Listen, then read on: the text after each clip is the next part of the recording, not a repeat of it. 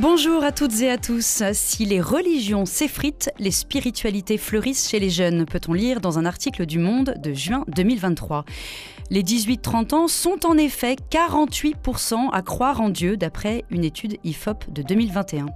Et depuis quelques années, un nombre croissant de lycéens et d'étudiants viennent frapper à la porte de l'église pour demander le baptême.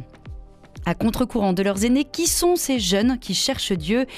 Quel est leur parcours spirituel ? Comment expliquer cette soif de Dieu ? Comment vivent-ils leur foi dans un monde qui semble parfois s'en éloigner ? Et quelle place occupent-elles dans leur vie pour ce rendez-vous fidélité rencontre avec cette nouvelle génération qui embrasse la foi ? Et en fin d'émission, comme chaque jeudi, nous accueillerons Tanguy Bertrand pour sa chronique « Les mots pour le dire ».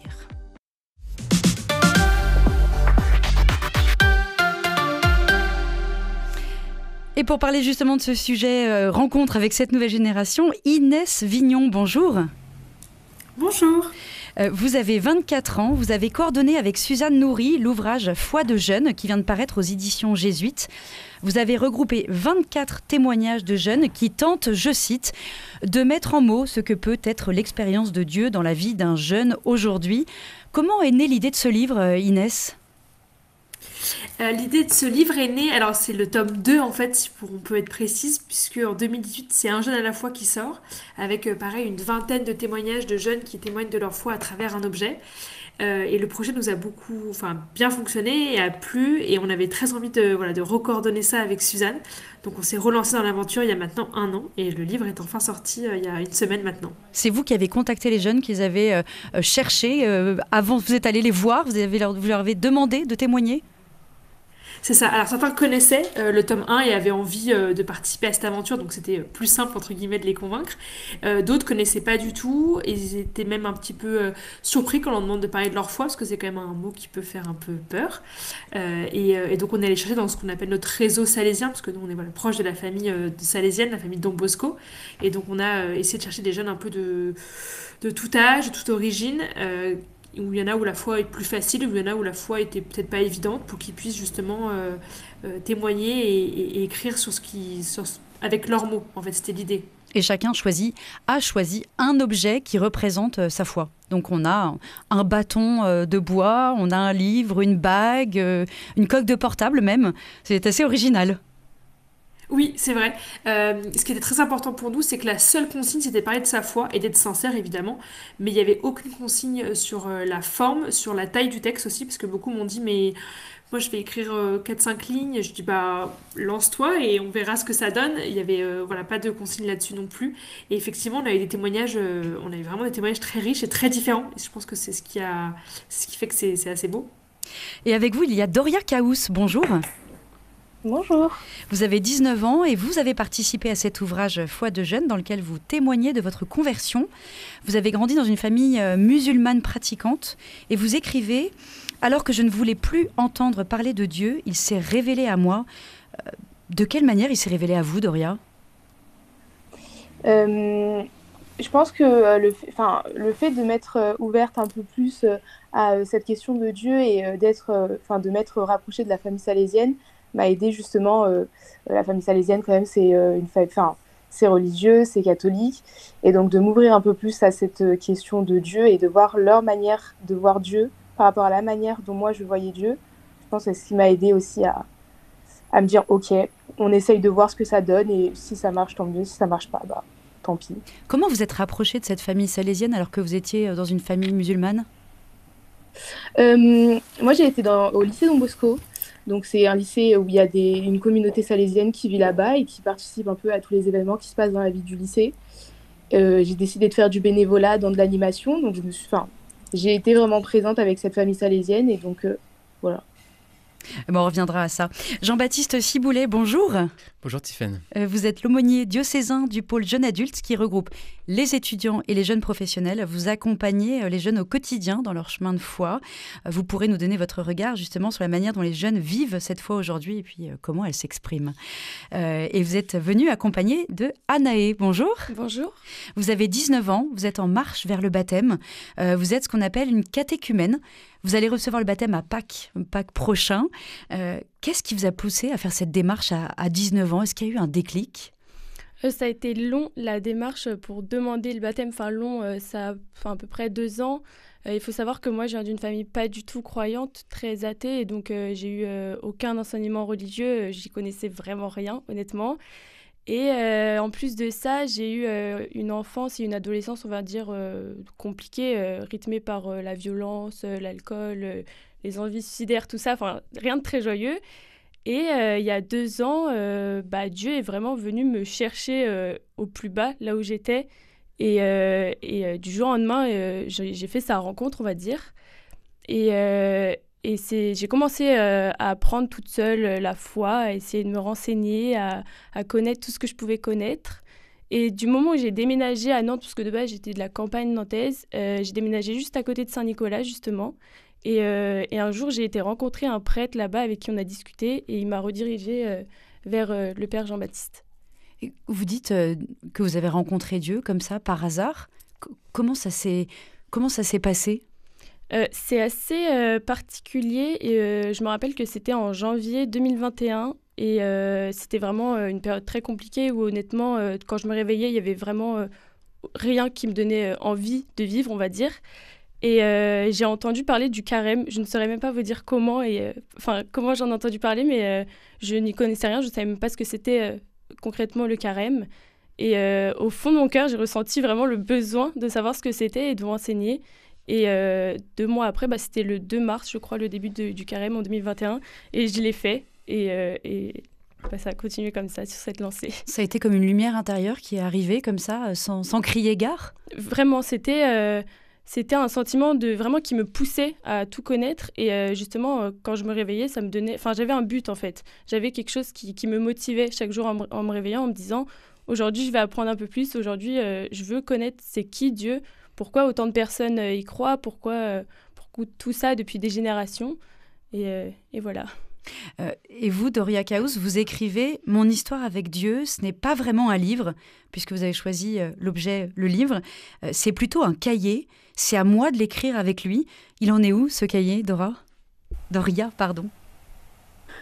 Ce cahier, il est toujours ouvert. J'essaye d'écrire de plus en plus dedans. Du coup, moi, j'ai fait aussi... j'ai pris la décision de demander le baptême. Donc, je suis aussi catéchumène. Du coup, en fait, je suis en préparation du baptême. Je prends mon temps là-dessus pour être sûre de ce que je fais. Mais du coup, je continue petit à petit à écrire dans ce cahier, écrire mon histoire, quoi. Est-ce que cette démarche de foi, elle a changé quelque chose dans votre vie quotidienne et dans votre relation avec les autres, Anaë ? Et puis, je vous poserai la même question, Doria. Il y a eu un grand changement entre la personne que j'étais avant de connaître Dieu et la personne que je suis maintenant. Je pense que déjà tout mon entourage m'a fait la remarque. Tout le monde a remarqué parce que du coup tout mon entourage n'est pas du tout croyant et très loin de ça. Donc, qu'est-ce qu'ils ont remarqué ? Que j'étais bien plus apaisée, je pense, et surtout que j'avais plus du tout les mêmes habitudes. J'ai commencé à aller à l'église, alors qu'avant, c'était pas ça du tout. Avant, j'avais vraiment la vie d'une adolescente la vie d'une adolescente, quoi, qui découvre la vie.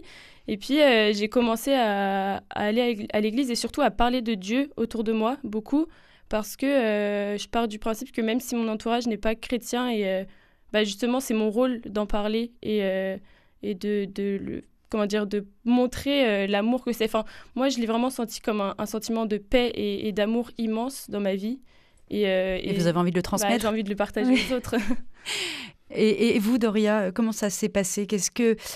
Pas comment ça s'est passé, mais justement, cette démarche de foi, est-ce qu'elle a changé quelque chose dans votre vie quotidienne et dans votre relation avec les autres ? Je pense que surtout dans ma vie quotidienne, dans la relation avec moi, d'abord, ça a changé quelque chose parce que avant, je pensais que tout ce qui m'arrivait, c'était ce que moi, j'avais décidé de faire et de vivre. Et maintenant, je me dis que, je sais pas, par exemple, s'il m'arrive quelque chose de mauvais, c'est un peu Dieu qui a décidé que ça se passait comme ça et que plus tard, j'allais réussir à passer au-dessus. Donc, je pense que ça a changé un peu la vision que j'avais de moi-même et de ma vie. Et dans ma relation avec les autres, je pense que justement, à ce moment-là, on essaye plus de parler de Dieu, on essaye je sais pas comment expliquer, mais comme Anaëlle l'a dit, en fait. Vous en parlez ? c'est ça, d'en parler et de propager un peu cet amour Et avec votre de famille, Dieu. comment ça s'est passé, Doria?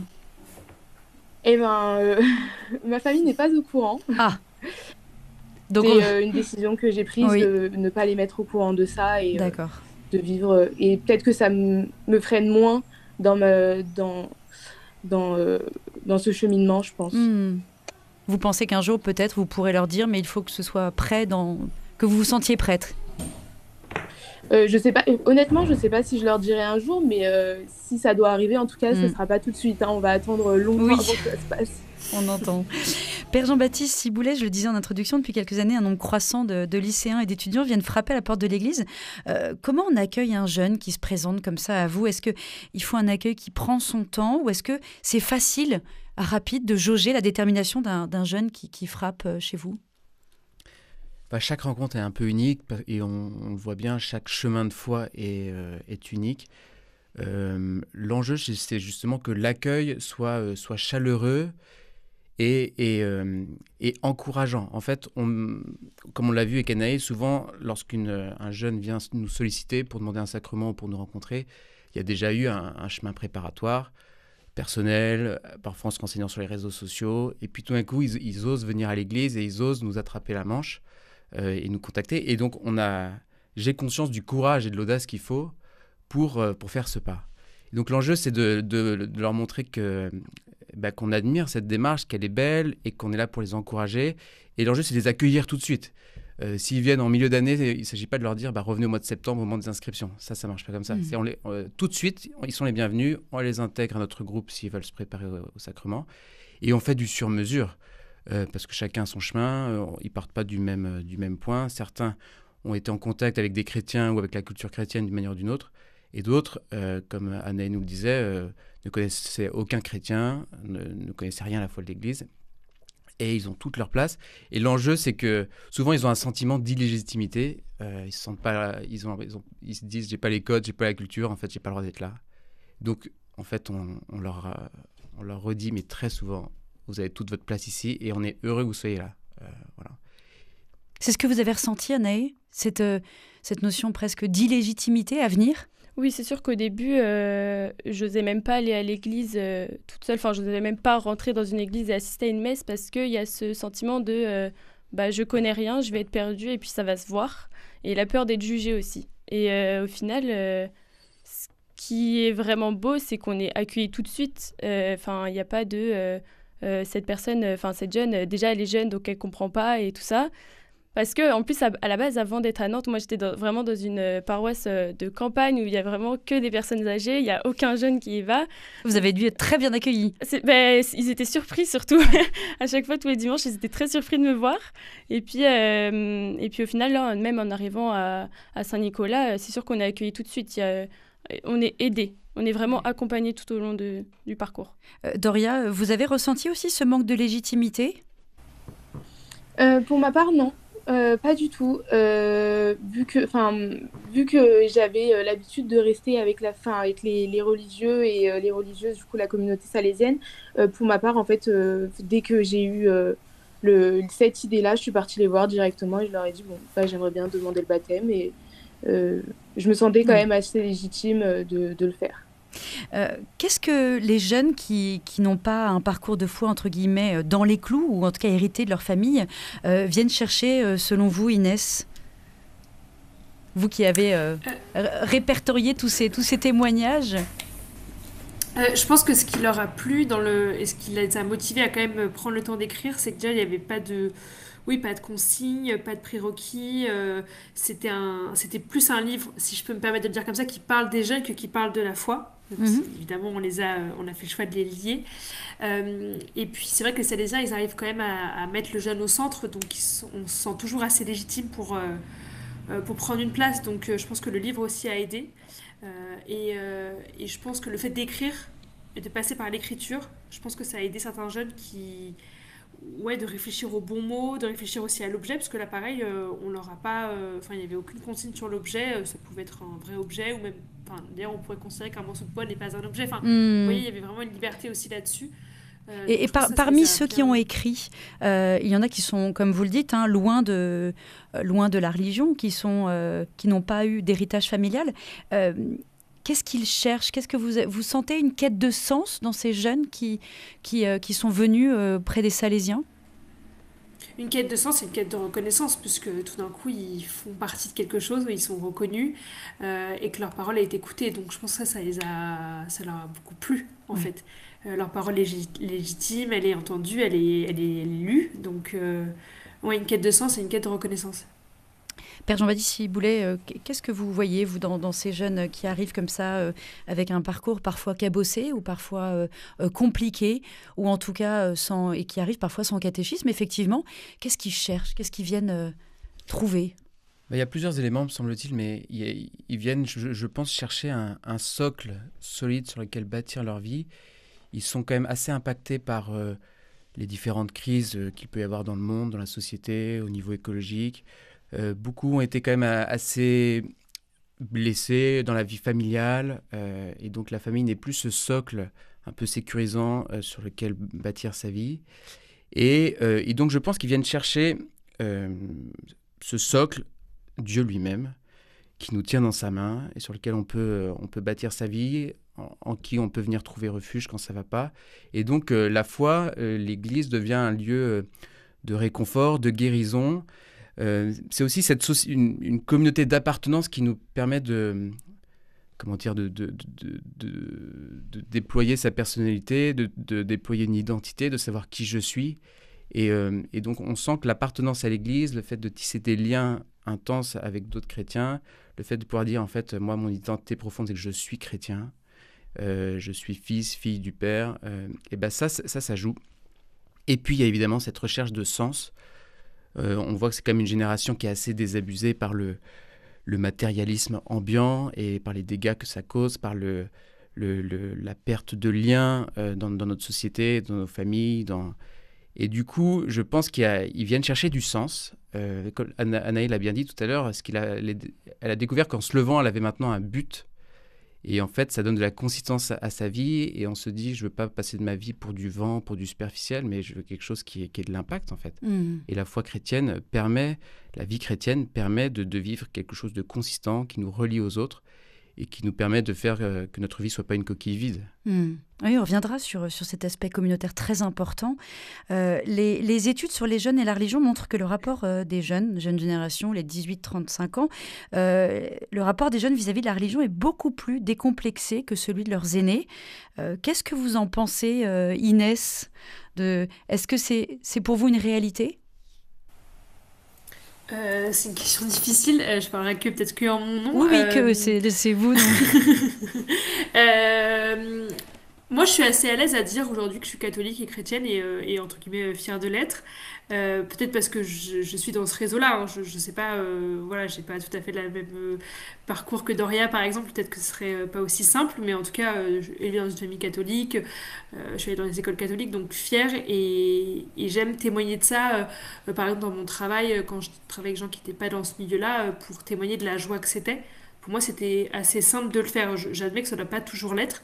Mais pour ma part, c'était simple de partager que j'allais à la messe le dimanche, que je faisais tel week-end, tel rassemblement salésien. Et ça nous a été transmis aussi par les Salésiens qui témoignent très facilement de leur foi et de la joie que c'est d'être fils de Dieu. Donc, Doria, pour vous, est-ce que c'est facile de dire que vous êtes chrétienne aujourd'hui? Ça dépend où, justement. Par exemple, moi, dans ma famille, c'est pas possible. C'est pas possible, ouais. Mais par exemple, quand je suis justement avec des Salésiens ou avec des amis autres, c'est beaucoup plus facile. Je peux m'ouvrir plus facilement aussi. Et puis, justement, par exemple, avec les Salésiens, j'ai vraiment cet aspect de confiance qui fait que je peux le dire sans souci. Je sais que ça fuite pas, il n'y a pas de souci là-dessus. Alors que par exemple, ça dépend où je suis. Anaï, tout à l'heure, vous disiez la joie que vous procure de parler de Dieu. Vous trouvez que c'est facile d'en parler partout, de dire partout que vous êtes chrétienne, vous êtes catholique, que vous êtes pratiquante et que vous êtes en chemin vers le baptême?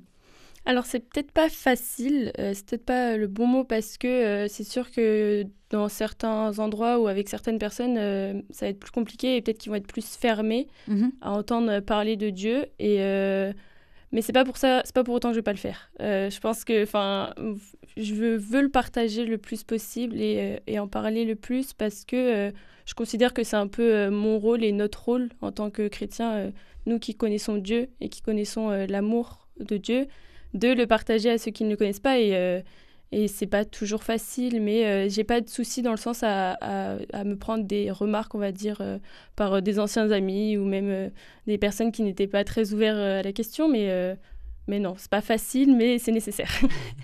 Père Jean-Baptiste Siboulet, est-ce que vous avez vu le regard des jeunes évoluer sur la religion chrétienne ? Eh bien, je pense que oui. Alors moi, j'ai 36 ans, donc je suis pas si vieux. Mais oui, j'aurais dû le dire que vous aussi, vous faites partie de cette tranche finalement de jeunes chrétiens. Je vois quand même des différences avec ma génération. Quand j'étais étudiant, je vois que le rapport à la spiritualité, à la religion a changé. Alors de quelle manière ? Je pense qu'il s'est décomplexé pour les raisons un peu que j'ai données tout à l'heure. Un besoin de s'accrocher à du solide, de pouvoir fonder sa vie sur quelque chose de solide. Je pense aussi qu'il s'est un petit peu désinstitutionnalisé. Là, en regardant la quête spirituelle qu'on voit dans la jeunesse, même hors de l'Église, vous voyez, certains, on voit quand même de plus en plus se développer de nouvelles spiritualités liées à l'écologie, mais parfois du côté ésotérique. On n'a jamais vu autant de sorcières. Donc, il y a un rapport à l'invisible qui a changé. Je pense qu'on est désabusé vis-à-vis du matérialisme. On sait que en fait, le monde invisible existe, que tout ce qui ne se voit pas a quand même de l'importance. Et alors, chacun cherche un peu dans différentes directions. Mais donc, certains en viennent quand même à frapper à la porte de l'Église. Certains, comme Anaé, comme Doria et d'autres, ont fait une expérience spirituelle où, en fait, ils ont rencontré le Christ. Et donc, ça, c'est ça qui est très bon, le témoignage d'Anaé. Certains ne l'ont pas encore complètement rencontré, mais sont curieux, cherchent du sens. Cherchent l'amour, cherchent la vérité, et certains, ça les porte à frapper à la porte de l'Église. Je repensais, là, hier, on avait notre première soirée avec le catéchuménat, et un jeune qui a été baptisé l'année dernière a témoigné, et lui il nous disait que, en fait, il était très attaché au patrimoine culturel et religieux. Ça peut passer par là, en fait. Il allait visiter les églises, il trouvait ça très beau. Et en fait, c'est le fait de vouloir s'enraciner dans une histoire, dans une culture, dans une tradition, l'a poussé, en fait, à frapper à la porte de l'église et aller un jour à la messe. C'est comme ça qu'il a commencé son cheminement. Mais donc, le lien à notre histoire et à notre patrimoine peut être aussi une porte d'entrée. Beau ? Voilà, et exactement, c'est ce qu'il disait. Et il a fait l'expérience que le beau me menait à Dieu, en fait. Voilà. Merci pour ces premiers échanges qui nous éclairent sur vos parcours de foi. Alors, comment les jeunes vivent-ils leur foi ? Qu'est-ce qui les nourrit ? On y revient juste après Glorious, ma prière dans la tempête.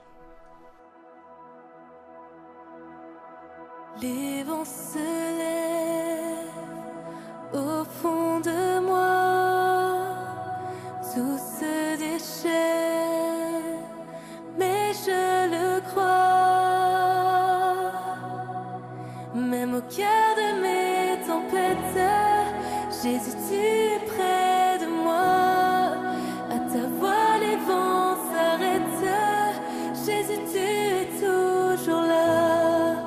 Je relèverai la tête, je ferai face avec toi. En traversant mes tempêtes, je marcherai dans la voie.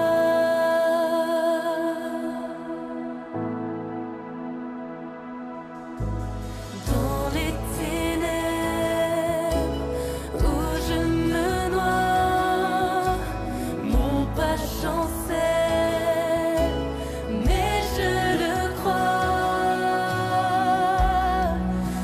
Au cœur de mes tempêtes,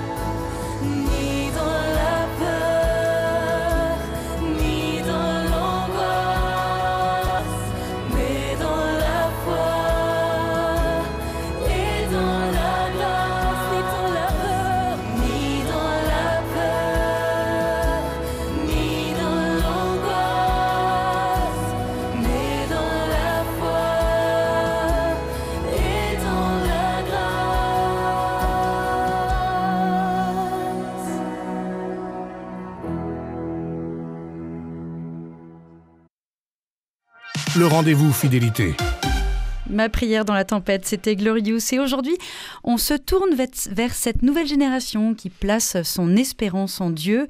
Avec vous, Inès Vignon et Doria Caous, qui avaient participé au livre Foi de jeunes, paru aux éditions Jésuites. Et avec vous également, Père Jean-Baptiste Ciboulet, aumônier diocésain du pôle Jeunes Adultes de Nantes.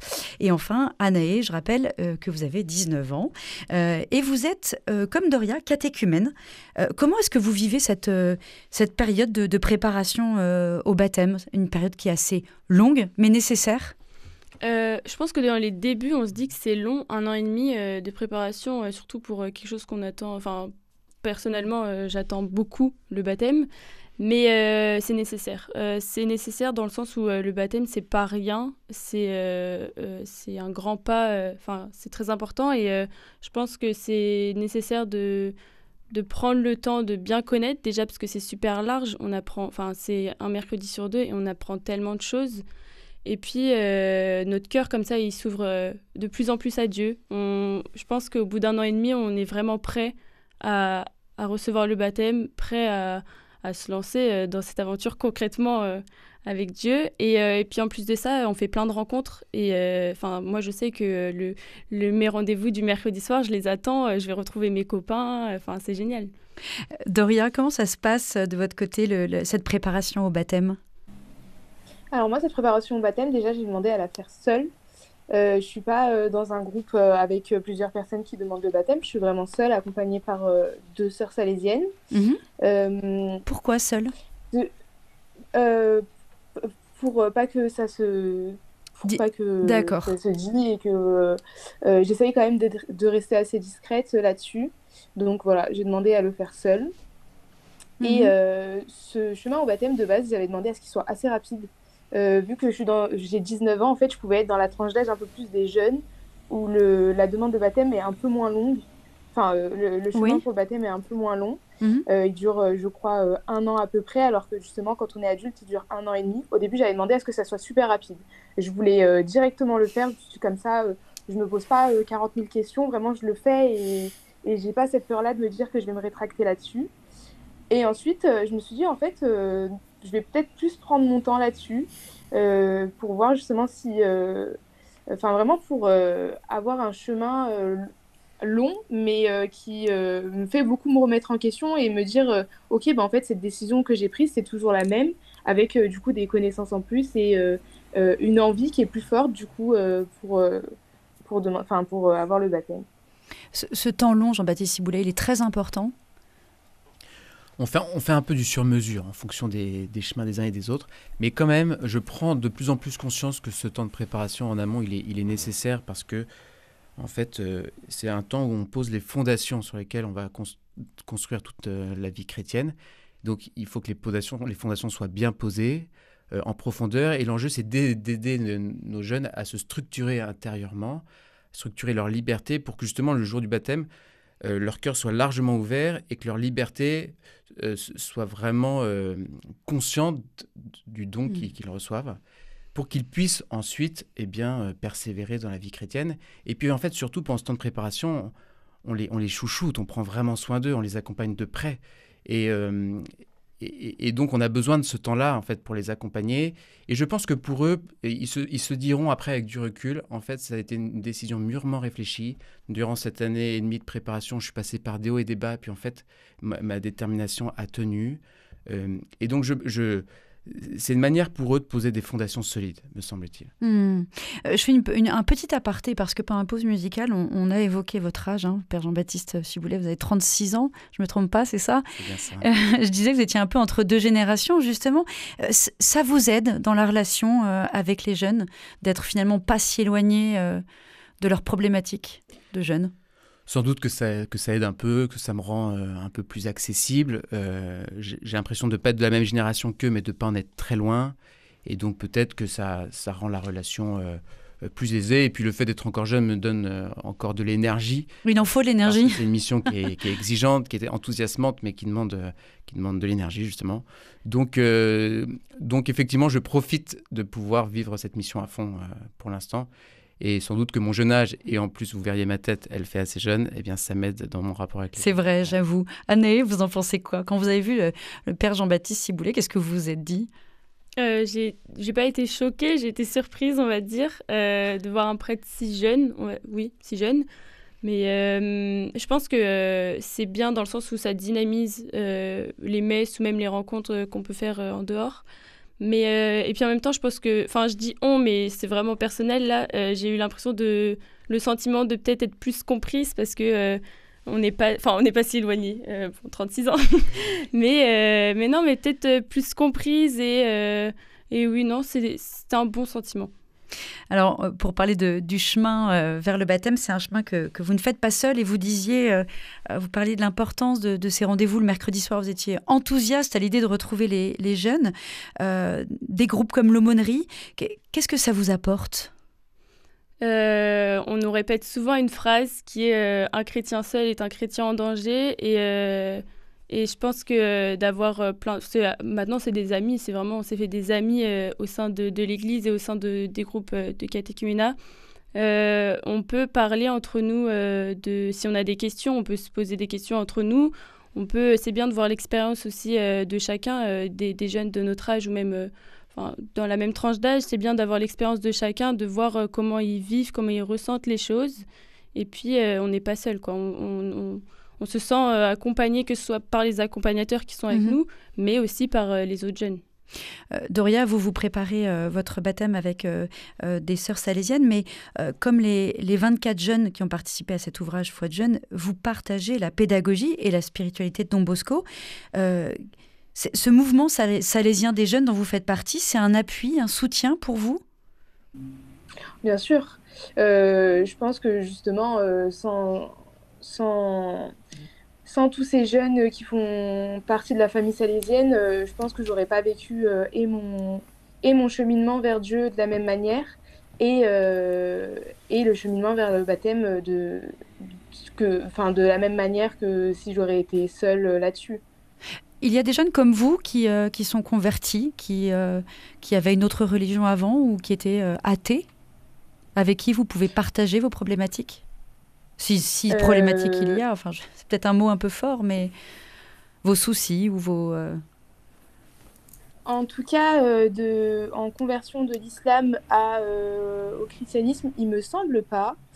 Des personnes qui étaient athées, ou je sais pas si des personnes étaient athées et se sont converties. Je pense plus que dans tous les cas, en fait, peu importe la religion qu'on a, à un moment donné, en fait, on a des difficultés, on a des doutes. Et je pense que, par exemple, une personne qui peut être plongée dans le christianisme dès son plus jeune âge peut quand même avoir des doutes et on peut quand même lancer ce sujet-là malgré la vie d'avant, quoi. Oui, c'est une conversion de tous les jours, finalement, être chrétien. Jean-Baptiste Ciboulet, et votre regard sur justement ces jeunes qui peuvent avoir été nourris dans la foi chrétienne au quotidien, mais qui finalement... se posent des questions ou même ont été de nouveau convertis, c'est fréquent. La conversion n'est pas seulement une question de religion. Non. Et puis c'est un mouvement continuel. On doit sans cesse se convertir, laisser plus de place au Seigneur. Et on fait parfois des expériences de la présence, de la proximité, de l'amour de Dieu à différents moments de notre vie. C'est pas forcément qu'une fois, ça peut être plusieurs. Et je pense que chacun son chemin, mais on a tous une relation personnelle avec Dieu qui passe par des événements marquants, par des différentes étapes.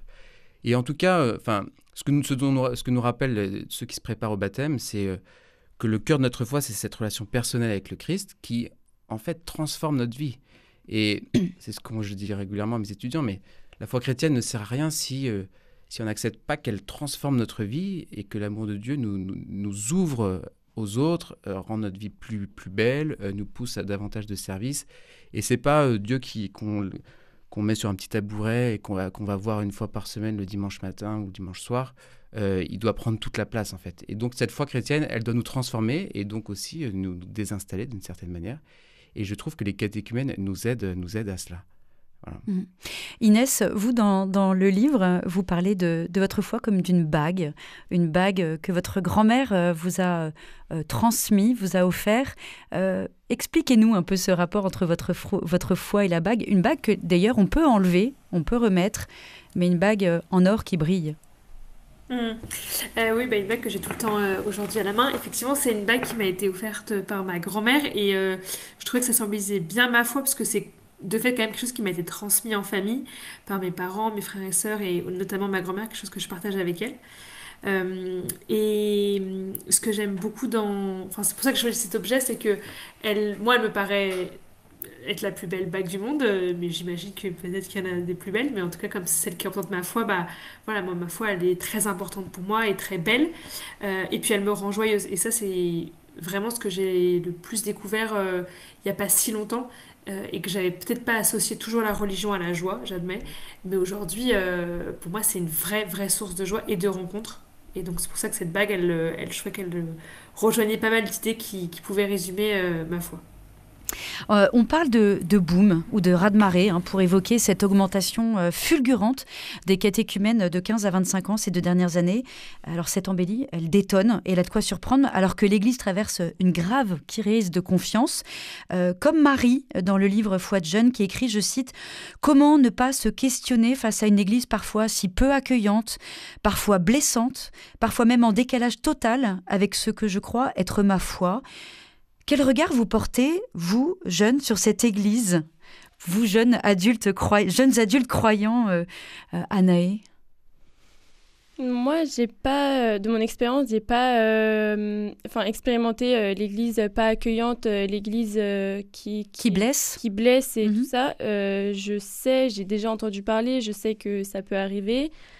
Malheureusement et heureusement pour moi, j'ai pas l'expérience, donc je suis pas en capacité de vraiment dire ce que je pense dessus, mais en fait, je pense que il faut pas faire une généralité, dans le sens où oui, il y a certaines personnes qui ont pu avoir des expériences compliquées avec l'Église, et je trouve ça dommage parce que c'est d'une certaine manière des expériences compliquées avec des hommes et pas une expérience compliquée avec Dieu qu'ils ont eue.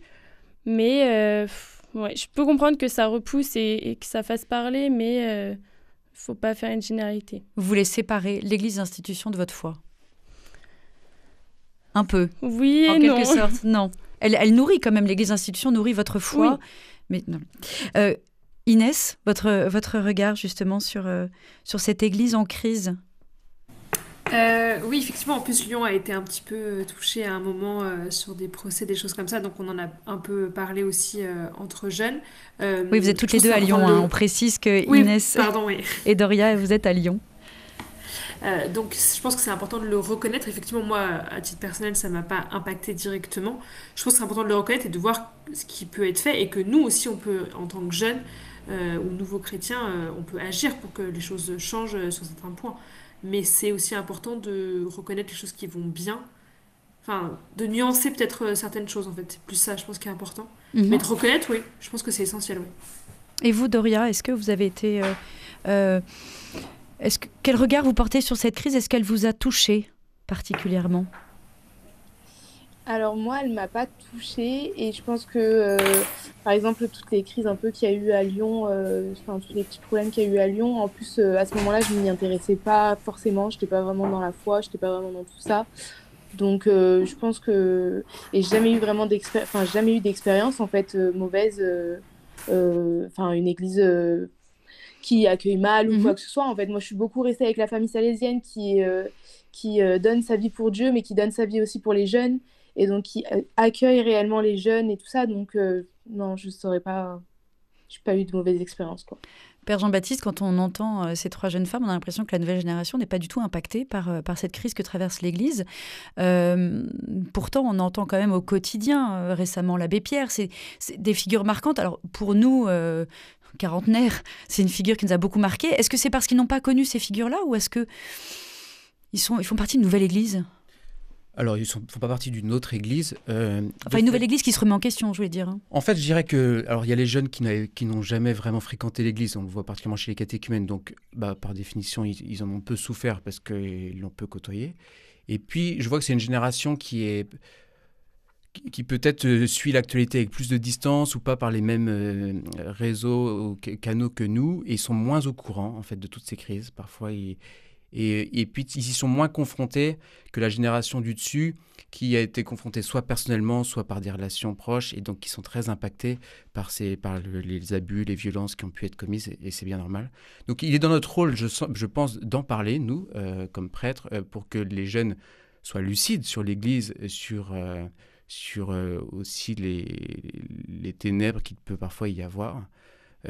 C'est important que nous en parlions, sans abîmer le regard qu'ils portent sur l'Église, qui pour eux est une mère et qui pour certains est d'abord les a accueillis les bras grands ouverts. Mm-hmm. Mais je dirais que vous parliez de ce boom là, des demandes de baptême, moi, ma lecture c'est que c'est un peu lié. On voit que l'Église là, depuis quelques années fait ce travail de purification douloureux, de vérité, de justice, qui est imparfait, mais qui est en train d'être fait. Et c'est comme si le bon Dieu nous encourageait dans cette voie, en nous envoyant des nouvelles personnes, des nouveaux enfants pour l'Église. C'est un peu paradoxal, mais je crois qu'il peut y avoir un lien spirituel. Et puis leur présence nous pousse aussi à être plus accueillants. Enfin, je vois que maintenant, quand on célèbre la messe le dimanche soir, notamment à Saint-Nicolas, on part du principe qu'il y a toujours des gens qui n'ont pas l'habitude d'être là, qui ne sont pas baptisés, et donc on leur parle, et puis on s'adresse aux cathos de toujours en disant mais soyez accueillants avec vos voisins, parlez-leur. Donc c'est pour ça qu'en début de messe, on leur demande de saluer leurs voisins et d'échanger une intention avec lui. On fait régulièrement des apéros après la messe. On essaye de cultiver cet aspect fraternel et d'accueil qui est vraiment pas inné pour les cathos de souche et qui les convertit en fait. Et ma joie, c'est de voir que les jeunes se font des copains à la messe, en fait, ce qui était inimaginable avant. En une ou deux messes, ça y est, ils ont leur groupe de copains, en fait. Voilà. Et bien justement, pour parler de la messe, on dit que les églises se vident. Alors dans certaines paroisses, vous le disiez, on est en pleine campagne, on voit peu de jeunes à la messe.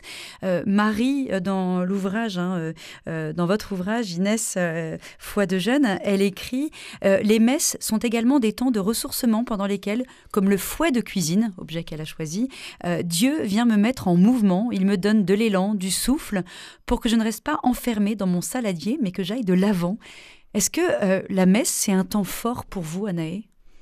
C'est très beau ce qu'elle disait sur le fouet et le saladier, mais oui, c'est un temps... On n'a jamais entendu ça, c'est assez incroyable.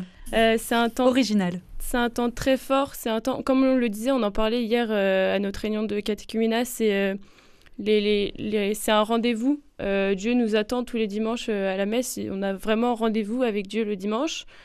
Et ça booste pour la semaine, ça booste pour le mois. Enfin, c'est juste un boost, vraiment une rencontre avec Dieu chaque semaine. Et alors évidemment, notre relation à Dieu, elle se limite pas juste le dimanche à la messe, c'est toute la semaine. Mais la messe, c'est vraiment particulier. On est entouré, on est avec des personnes qui sont là pour Dieu. Enfin, non, c'est vraiment un moment très très fort, la messe. Mmh. Et pour vous, Doria, est-ce que la messe, c'est un temps fort ? Complètement, c'est un vrai temps fort. Moi, j'ai pas la chance d'y aller autant que je voudrais, mais quand j'y vais, en fait, je me rends compte que c'est un vrai temps de ressourcement, un vrai temps. C'est une relation autre avec Dieu. C'est pas une relation qu'on a tous les jours. C'est vraiment, je sais pas comment, je saurais pas l'expliquer, mais c'est un moment où je le considère vraiment entre Dieu et moi et qui est aidé justement par la messe. C'est un vrai temps de ressourcement, oui. Qui complète aussi l'appui des mouvements salésiens des jeunes. C'est deux choses différentes. Vous trouvez des ressourcements dans ces deux parties, ces deux soutiens de votre foi ? Complètement, je pense que c'est un peu une balance. J'ai ce côté-là, un peu tout ce qui est dans ma relation personnelle avec Dieu, donc par exemple pendant la messe ou ce genre de truc où c'est vraiment moi et Dieu et c'est pas avec les autres, entre guillemets. Et il y a cette relation plus avec les autres qui... En fait, ouais, je pense que ça fait un peu une sorte de balance et que cette balance, elle est quand même assez stable là-dessus, donc voilà. Même si la messe est aussi un aspect communautaire fort. Inès, justement, vous qui avez été éduquée dans la foi chrétienne, vous trouvez encore, on pourrait dire, la messe, c'est tous les dimanches, c'est tout le temps. Est-ce que vous trouvez, finalement, au bout de tant d'années, toujours autant de joie à aller à la messe et de besoin ? J'aimerais vous dire oui. J'aimerais vous dire oui, mais non, je crois pas quand même. Ça serait peut-être mentir un peu. C'est pas toujours facile cette régularité, d'y aller, etc. Je pense que c'est un combat intérieur, mais je suis accompagnée pour ça, heureusement. En revanche, c'est quand je me motive et que je suis rigoureuse, ça reste un des vrais moments de joie et en même temps d'intériorité très fort, effectivement, comme le disait Doria. Tout d'un coup, on a une relation privilégiée, on a un vrai temps de qualité. C'est un lieu aussi de rencontre, et ça, c'est chouette, puisqu'on peut aller dans plein d'églises, enfin, toutes les églises sont ouvertes, donc ça, c'est... Non, non, c'est des moments qui sont importants, mais qui sont parfois difficiles à programmer dans son agenda. Il y a un dernier point que je voudrais voir avec vous, c'est ces noms qu'on entend beaucoup, frère Paul-Adrien d'Ardemar ou sœur Albertine, qui vous disent certainement quelque chose, enfin, vous me direz, des personnalités 2.0, oui Tanguy, vous me regardez, je ne sais pas si vous les connaissez, des personnalités très suivies sur les réseaux sociaux par les jeunes. Vous êtes sensible aux témoignages et au partage sur les réseaux sociaux et quel rôle ils jouent dans votre spiritualité? On peut commencer par vous, Anaë. Oui, bah, moi je les connais. Je connais surtout le frère Paul Adrien ainsi que l'abbé Raffray Mathieu. L'abbé Mathieu Raffray. L'abbé Mathieu Raffray. Oui, Mathieu Raffray. Voilà, j'ai dit dans le mauvais sens, pardon. Qui sont très présents sur les réseaux et dans notre génération, on a été bercé par les réseaux sociaux concrètement. Enfin, j'ai 19 ans. Les réseaux sociaux, c'est mon quotidien, honnêtement. Mm-hmm. Et c'est vrai que ça nous permet de voir la foi et l'Église pas différemment, mais ils se modernisent dans le sens où ils essayent de toucher les jeunes par les réseaux, là où les jeunes sont tout le temps, en fait, tous les jours, malheureusement. Mais je sais que les vidéos que j'ai vues, par exemple, du frère Paul Adrien, ils essayent de toucher le maximum de personnes et surtout d'expliquer la foi avec des mots plus simples, je pense, parce que des fois, ça peut faire peur. Donc, avec des mots plus simples et ils essayent de s'adapter aux jeunes. Ça vous a aidé au départ, quand justement vous avez reçu cette grâce?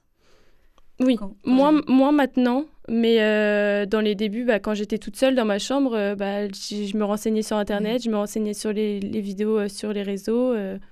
Oui, c'était une vraie aide.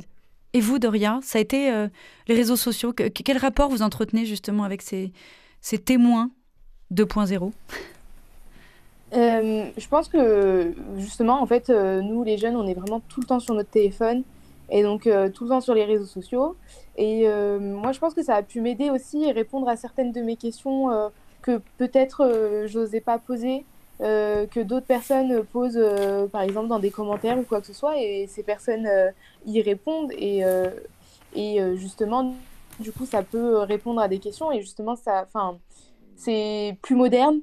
C'est, je dirais, je sais pas si c'est meilleur pour nous, mais en tout cas, c'est plus accessible pour nous. C'est plus facile. En fait. Donc, c'est ça, c'est plus facile. Là, on n'a pas besoin de partir je ne sais où pour poser cette question. En fait, elle est déjà sur nos téléphones. On a déjà la réponse et puis voilà, c'est beaucoup plus simple.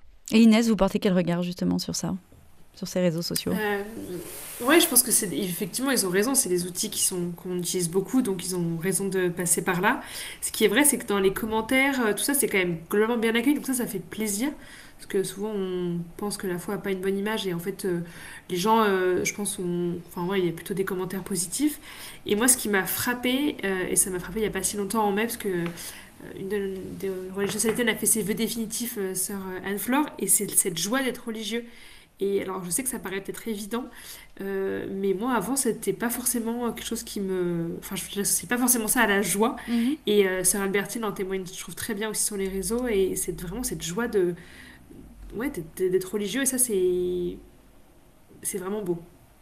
Père Jean-Baptiste Ciboulet, pour terminer sur ces réseaux sociaux en quelques secondes, si c'est possible, vous portez quel regard? Est-ce que c'est important? On l'a senti? Est-ce qu'il y a des limites?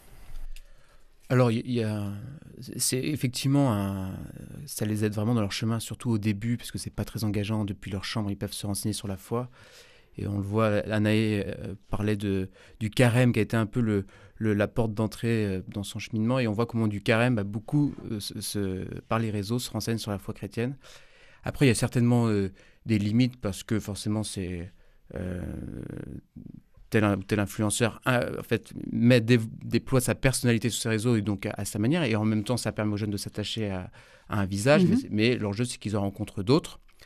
Et puis surtout qu'ils rencontrent ensuite l'Église réelle, qu'ils fassent partie d'une communauté, qu'ils y prennent leur place, qu'ils découvrent le service. Mais en tout cas, c'est un très bon starter et ça permet aux jeunes d'approfondir leur foi par eux-mêmes de manière autonome. Ça, c'est plutôt heureux. Merci à tous, à tous les quatre d'avoir participé, de nous avoir parlé de votre foi et de cette foi des jeunes qui nous engage tous.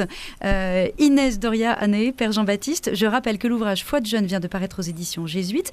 Alors avant d'accueillir Tanguy Bertrand pour sa chronique Les mots pour le dire, Père Jean-Baptiste Ciboulet, dimanche, il y a une messe pour les jeunes justement. Exactement, ce sera notre messe de rentrée. Nous avons la joie d'avoir Monseigneur Percereau, notre évêque, qui vient présider la messe. Et il va bénir tous les jeunes qui ont un service ou une responsabilité cette année. Et puis après la messe, il y a un apéro et un forum des engagements sur le parvis Saint-Nicolas avec beaucoup de joie. Voilà, on a hâte d'y être. À bon entendeur. Allez, tout de suite, c'est la chronique Les mots pour le dire. Le rendez-vous fidélité. Bonjour Tanguy. Bonjour Tiffaine, bonjour à tous. Alors, quelle découverte aujourd'hui, quelle nouvelle expression ? Bien, écoutez Tiffaine, je sais que vous allez être déçus parce que vous aimez les expressions, mais j'ai eu beau chercher, je n'en ai pas trouvé une seule intéressante pour parler de spiritualité, puisque c'est votre thème aujourd'hui. En revanche, je vous propose le joli mot de turiféraire. Vous le trouvez joli, vous ? Mais oui, pas vous. J'aime bien son côté à la fois précieux et un peu suranné. Bon, vous pouvez peut-être nous en rappeler le sens. Alors, dans la religion catholique, c'est le porteur d'encens. Furetière, mon ami Furetière, dit, je cite, un acolyte qu'il écrit A-C-O-L-Y-T-H-E, je le précise, ou clerc qui dans les cérémonies de l'Église porte l'encensoir. Alors on peut peut-être expliquer le mot acolyte. Eh bien c'est un clerc, un étudiant qui se destine à devenir ecclésiastique et qui a reçu, je cite encore Furetière, le premier des 4 ordres mineurs. C'est ce qu'on pourrait appeler un servant d'autel, celui qui accompagne le prêtre. Tout à fait. Ok, c'est ça. Alors, pour en revenir à votre turiféraire, quelle est l'origine de ce mot ? Alors, il vient du latin tus, lui-même issu du grec, du latin tus, l'encens, et du verbe ferrer, porter, mot à mot, qui porte l'encens. D'accord, c'est un mot, j'imagine, qui est ancien ? Eh bien, pas tant que cela. Et il n'apparaît dans sa forme actuelle qu'à la toute fin du XVIIe siècle. D'ailleurs, Furetière ne parle pas de turiféraire, mais de turifère, T-H-U-R-I-F-E-R-E. On Bien. retrouve notre verbe ferrer. Oui. Mais pourquoi est-ce que vous avez choisi ce mot ? Alors, vous allez comprendre, turiféraire renvoie bien sûr à l'encens, qui a, vous le savez, une très forte valeur symbolique au plan spirituel. D'accord, je vois maintenant le lien avec notre thème. Vous voyez, Ok. l'encens rend l'âme sereine et corrélativement plus pure. La fumée d'encens symbolise la montée des prières vers Dieu. Alors, pour produire cette fumée, il faut, selon la première acception du terme, encenser, c'est-à-dire agiter l'encensoir dans un mouvement de va-et-vient. On dit parfois qu'un cheval encense. Ça vient de là ? Tout à fait. Le cheval encense quand il secoue la tête de haut en bas, là, comme ceci. Bon, nos auditeurs ne me voient pas. Comme on imprime ce même mouvement à l'encensoir. Mais encenser, c'est aussi flatter. Absolument, on parlera même au XVIIe siècle d'encenseurs. Les faiseurs de dédicaces sont de grands encenseurs et flatteurs, dit encore Furetière. Il faut d'ailleurs préciser qu'à partir du tout début du XIXe siècle, turiféraire prend le sens de flagorneur, celui qui flatte bassement pour obtenir évidemment un avantage quelconque. Ok, d'accord, je comprends mieux. Ok, merci. Vous revenez au début de votre chronique, là.